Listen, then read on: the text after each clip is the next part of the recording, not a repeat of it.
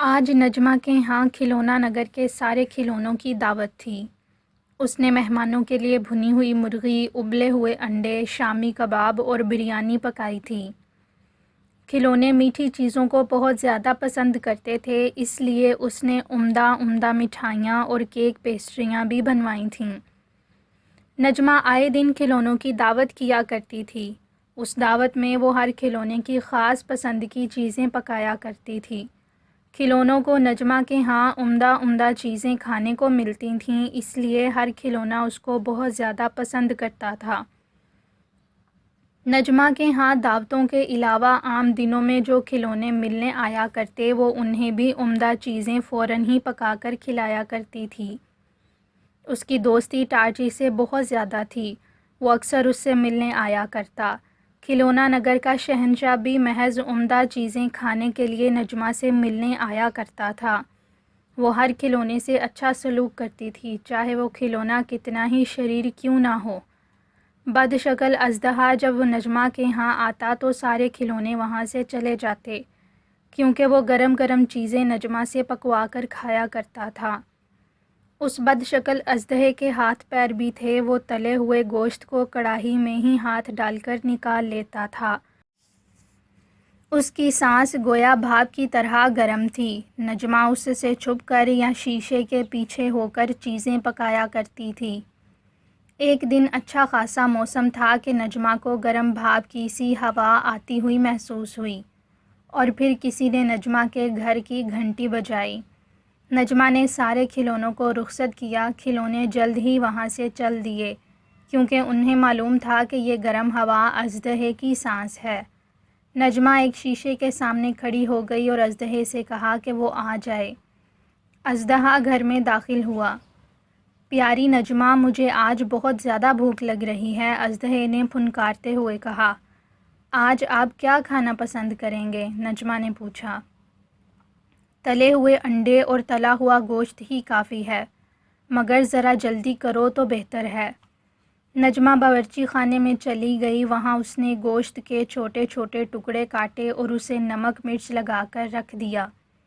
پھر اس نے کئی انڈوں کو توڑ کر تلا اور باورچی خانے سے ہٹ کر اژدہے سے کہنے لگی، اب آپ جا کر خود ہی کڑاہی سے تلے ہوئے انڈے نکال لیں۔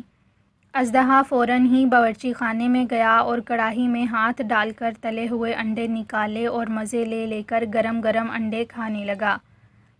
انڈے کھا لینے کے بعد وہ باورچی خانے سے ہٹ گیا۔ نجمہ پھر باورچی خانے میں گئی اور کڑاہی میں گوشت ڈال کر خوب تلا۔ گوشت جب خوب پک چکا تو اس نے باورچی خانے سے ہٹ کر اژدہے کو آواز دی کہ گوشت پک گیا ہے۔ وہ خود کڑاہی سے نکال کر گرم کھائے۔ اژدہے نے تلے ہوئے گوشت کو بھی خوب مزے لے کر کھایا۔ جب اس کا پیٹ بھر چکا تو اس نے نجمہ کا بہت شکریہ ادا کیا اور رخصت ہو گیا۔ پھل شہر میں ایک کھلونا ایسا بد نصیب تھا جو نجمہ کے عمدہ کھانوں اور مٹھائیوں سے محروم تھا۔ اس نے صرف ایک دو مرتبہ ہی نجمہ کے پکائے ہوئے کھانے کھائے تھے۔ یہ پھل شہر سے دور سمندر میں ایک چھوٹے سے جزیرے میں رہتا تھا۔ یہ کھلونا بہت دولت مند لیکن بے انتہا ظالم تھا۔ کھلونا نگر کے کھلونوں کو ستانے میں اسے بڑا مزہ آتا تھا۔ یہی وجہ تھی کہ اس کو پھل شہر کے سارے کھلونے ناپسند کرتے تھے۔ اس کھلونے کا نام جموں تھا۔ جموں کو نجمہ کے پکائے ہوئے کھانے بہت پسند تھے، مگر وہ جہاز پر بڑے سمندری سفر کرتا تھا۔ اس کا جہاز ٹوٹا پھوٹا تھا، وہ بہت گھامڑ بھی تھا۔ اس کو جہاز کو بہتر بنانے کی کوئی فکر نہ تھی۔ اس کی تجارت کئی دوسرے ملکوں میں پھیلی ہوئی تھی، اس لیے جموں نجمہ کے ہاں نہیں آ جا سکتا تھا۔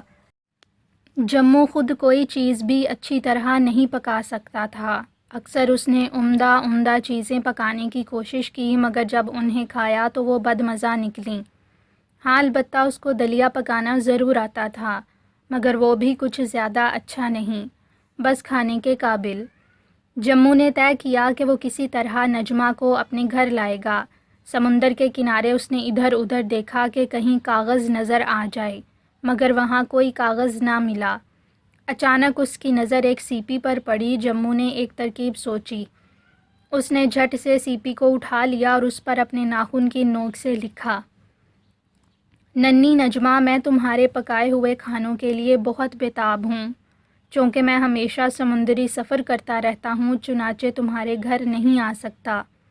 اگر تم کچھ دن میرے جہاز میں آ کر رہو تو بڑی عنایت ہوگی۔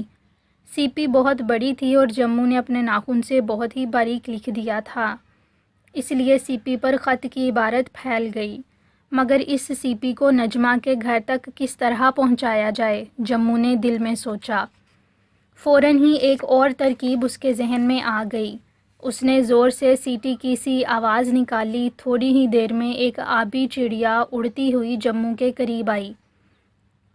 جموں نے سیپی دیتے ہوئے آبی چڑیا سے کہا، تم یہ سیپی لے جاؤ اور جلد سے جلد اسے نجمہ کے دروازے کے سامنے ڈال دو، اس میں نے کچھ لکھا ہے۔ جی، ابھی جاتی ہوں، آبی چڑیا نے سیپی کو چونچ میں پکڑتے ہوئے کہا، پھر اس نے اپنے پر پھڑپھڑائے اور اڑتی ہوئی نظروں سے اوجھل ہو گئی۔ تھوڑی ہی دیر میں وہ نجمہ کے گھر پہنچ گئی۔ اس نے سیپی کو نجمہ کے دروازے کے قریب ڈال دیا۔ نجمہ حیرت سے اس چڑیا کو دیکھ رہی تھی۔ اس نے جب سیپی کو غور سے دیکھا تو اسے کچھ لکھا ہوا نظر آیا۔ اس نے اس سیپی کو اٹھا کر خط پڑھا۔ نہیں، میں اپنے گھر کو چھوڑ کر کہیں نہیں جا سکتی، وہ بڑبڑائی۔ اگر اسے میرے پکائے ہوئے کھانے کھانے ہی ہیں تو اسے میرے گھر آنا ہوگا۔ نجمہ نے چڑیا کو دیکھا کہ اس کے ذریعے سے جموں کو جواب بھجوائے، مگر آبی چڑیا نظروں سے غائب ہو گئی تھی۔ جموں نے سارے برتن خود دھوئے اور حفاظت سے رکھ دیے۔ اس کا خیال تھا کہ نجمہ آ کر ان برتنوں میں عمدہ چیزیں پکائے گی، مگر نجمہ نے تو طے کر لیا تھا کہ وہ ہرگز جموں کے ٹوٹے پھوٹے جہاز میں نہیں جائے گی۔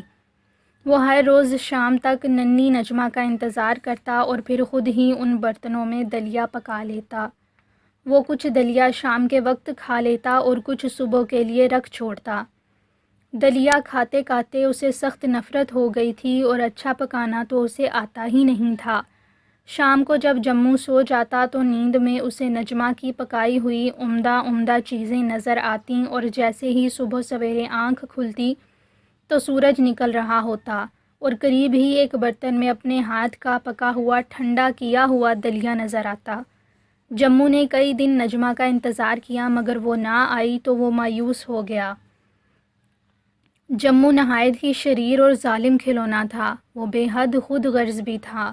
اس نے دل میں سوچا کہ وہ کسی نہ کسی طرح نجمہ کو اپنے جہاز میں لا کر ہی رہے گا، چاہے اسے زبردستی ہی کیوں نہ کرنا پڑے۔ ایک دن اس نے اپنے جہاز کا رخ پھل شہر کی طرف کیا اور کچھ ہی دیر میں اس کا جہاز پھل شہر پہنچ گیا۔ جموں نے جہاز کو گودی پر لنگر انداز کیا اور نجمہ کے گھر کی طرف چلنے لگا۔ وہ بڑے بڑے ڈگ بھرتا ہوا چلتا تھا۔ یہی وجہ تھی کہ پھل شہر کا کوئی کھلونا اس کے ساتھ نہیں چل سکتا تھا۔ کچھ ہی دیر میں وہ نجمہ کے گھر کے باہر کھڑا تھا۔ اسے عمدہ کیک پیسٹریوں کی خوشبو آ رہی تھی۔ آہا، کتنی عمدہ خوشبو آ رہی ہے! جموں کے منہ میں پانی بھر آیا۔ ضرور ننھی نجمہ آج کسی کو پارٹی دے رہی ہے، اس نے دل میں کہا، اور پھر دروازے کی ایک دراڑ سے جھانک کر دیکھا، مگر نجمہ کے علاوہ کوئی اور نہ تھا۔ اس نے ایک عمدہ پیسٹری تیار کر لی تھی اور بسکٹ بنانے میں لگی ہوئی تھی۔ یہ موقع بہت ہی اچھا ہے، جموں منہ میں یہ کہہ کر نجمہ کے گھر میں داخل ہو گیا اور ننھی نجمہ کو اٹھا کر اپنے کندھے پر ڈال لیا۔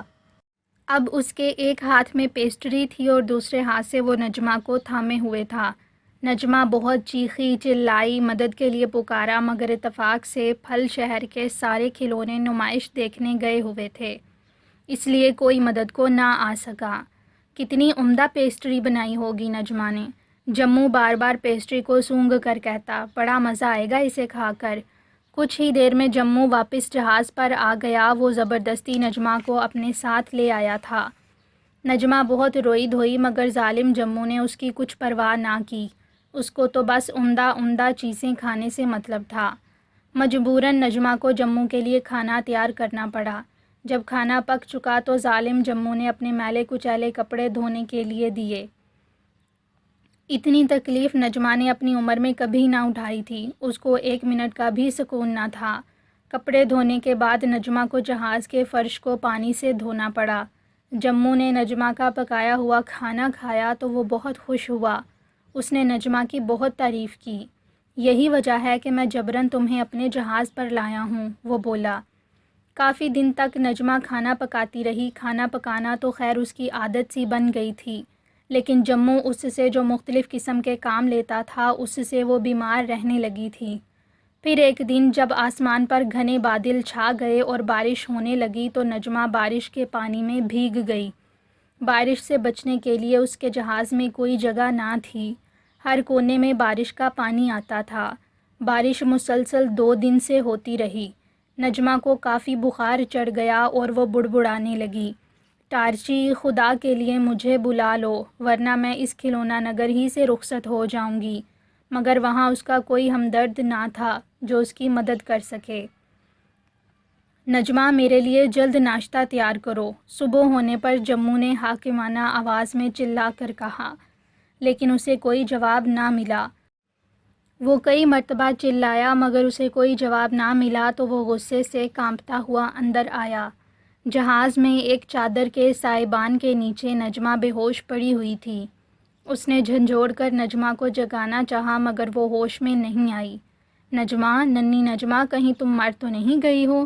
جموں گھبرا کر چیخا۔ میں نے تم پر بہت ظلم کیا ننھی نجمہ، اگر تم مر گئیں تو خدا مجھے بہت بڑی سزا دے گا۔ اے اللہ، نجمہ کو زندہ رکھ، اب میں اس پر ظلم نہیں کروں گا۔ جموں نے گڑ گڑا کر دعا مانگی۔ وہ بہت دیر تک نجمہ کے منہ میں کبھی دودھ اور کبھی ٹھنڈا پانی ڈالتا رہا لیکن اسے ہوش نہ آیا۔ جموں نے اپنے دل میں کہا، اب بہتر یہی ہے کہ نجمہ کو اس کے گھر پہنچا دیا جائے، مگر پھل شہر کے کھلونے جب اس کو اپنے شہر میں دیکھیں گے تو اسے زندہ نہیں چھوڑیں گے۔ وہ بہت دیر تک نجمہ کو زندہ رکھنے کی ترکیبیں سوچتا رہا مگر اس کے دماغ میں کوئی ایسی ترکیب نہ آئی جس سے نجمہ کی زندگی بچائی جا سکے۔ نجمہ کو پھل شہر کے ساحل پر چھوڑنا ہی بہتر رہے گا۔ جموں بڑبڑایا اور اپنے جہاز کا رخ پھل شہر کی طرف کر دیا۔ وہ جہاز چلانا اچھی طرح سے جانتا تھا۔ کچھ ہی دیر میں اس کا جہاز پھل شہر کے ساحل پر پہنچ چکا تھا۔ اس نے اپنے جہاز کو ساحل سے دور کھڑا کر دیا اور نجمہ کو اپنی پیٹھ پر ڈال کر پانی میں سے چلتا ہوا خشک ریت پر پہنچ گیا۔ جموں نے ننھی نجمہ کو ریت پر لٹا دیا۔ اس نے سوچا تو یہ تھا کہ وہ نجمہ کو ریت پر لٹا کر اپنے جزیرے پر واپس چلا جائے گا مگر اس کا دل نہ مانا کہ وہ نجمہ کو ساحل پر اکیلا چھوڑ جائے، کیونکہ اس طرح نجمہ کا زندہ بچنا ناممکن تھا۔ نجمہ، ننھی نجمہ، خدا کے لیے آنکھیں کھولو، جموں نے غمگین ہو کر کہا۔ اس کی آنکھوں میں آنسو آ گئے تھے۔ میں نے تم پر بڑا ظلم کیا ہے، میں بہت ذلیل ہوں، مجھے معاف کر دو، میں آئندہ ایسی حرکت نہیں کروں گا۔ میں ابھی تمہیں ٹارچی کے ہاں لے جاتا ہوں، وہ ٹھیک طریقے سے تمہارا علاج کرے گا، اس نے بڑبڑاتے ہوئے کہا۔ اس کی آنکھوں سے آنسو جاری ہو گئے۔ جموں نے نجمہ کو اپنے ہاتھوں میں اٹھایا اور لمبے لمبے ڈگ بھرتا ہوا ٹارچی کے گھر آ گیا۔ ٹارچی کا گھر اناناس کے خول میں بنا ہوا تھا۔ پیارے دوست ٹارچی، میں جموں ہوں، جموں نے چیخ کر کہا۔ ٹارچی نے کھڑکی سے جھانک کر دیکھا کہ کہیں جموں اس کو تنگ کرنے تو نہیں آیا ہے، مگر وہ یہ دیکھ کر بہت پریشان ہوا کہ ننھی نجمہ اس کے ہاتھوں پر بے ہوش پڑی ہوئی ہے۔ تم بے حد نالائق کھلونے ہو، تم نے نجمہ کی کیا حالت بنا رکھی ہے، ٹارچی نے غصے سے کہا۔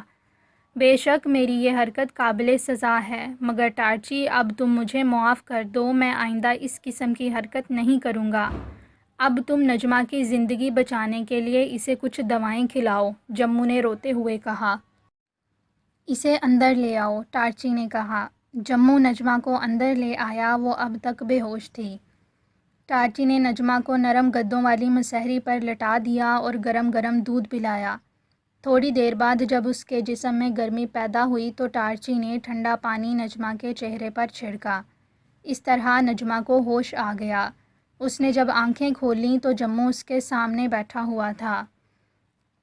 خدا کے لیے مجھ پر ظلم نہ کرو، میں تمہارا پورا کام کروں گی، نجمہ زور سے چیخی۔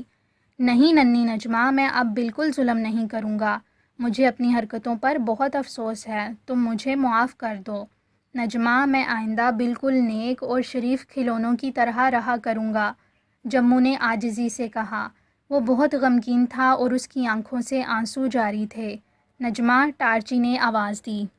اب تم بالکل فکر نہ کرو۔ جموں نے وعدہ کیا ہے کہ وہ آئندہ کسی کھلونے کو نہیں ستائے گا۔ نجمہ کو جب معلوم ہوا کہ جموں نے اس کو زندہ رکھنے کے لیے کیسی کیسی تکلیفیں اٹھائی ہیں تو اس نے جموں کے سارے مظالم معاف کر دیے۔ اس کا دل اب بالکل صاف ہو گیا تھا۔ ٹارچی نے نجمہ کو گرم گرم کافی پلائی تاکہ اس کے جسم میں کچھ گرمی پیدا ہو۔ چنانچہ کچھ ہی دیر میں نجمہ اٹھ کر بیٹھ گئی اور چلنے پھرنے کے قابل ہو گئی۔ ٹارچی اور جموں اس کو چلتا پھرتا دیکھ کر بہت خوش ہوئے۔